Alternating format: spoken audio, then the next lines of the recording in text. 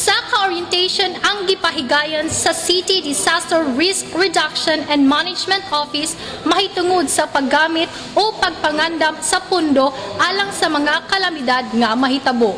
Ang maong seminar gihimo ni adtong Hulyo 22, 2013 didto sa SP Session Hall nga gitambungan sa pipila ka mga punong barangay mismo uban sa mga piniling kagawad ug mga staff niini. Gituki sa maong orientation ang pagsinati sa mga formas nga gamiton kun reporting forms sa Local Disaster Risk Reduction Management Fund. Sumala sa sumbanan sa Commission and Audit Guidelines, PUA Circular Number 2012-002 o NDRRMC DILG DBM Joint Memorandum Circular or JMC Number 2013-1.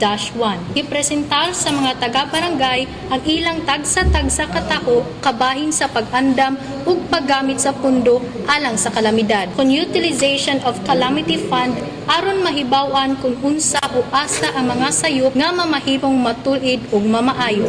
Gihimo usab ang open forum kung question and answer sa maong matang sa pundo nga gitubag sa mga bisita nga maoy otoridad sa ilang natad sama kanila Local Government Operation Officer Ms. J. Nadisi sa DILG San Carlos, State Auditor Rene Caro sa Commission and Audit, City Government Assistant Department Head Leonila Ibanez sa Accounting and Internal Audit Services, CDRRMC Executive or Special Operations Officer Joe Recalex Alingasa Jr. ug CDRRMO Administration and Training in Charge Joanna Escorial. Ang maong orientation tipik sa mga kalihukan nga giandam sa City Disaster Risk Reduction Office sa pagsaulog sa bulan sa Hulyo isip Disaster Consciousness Month.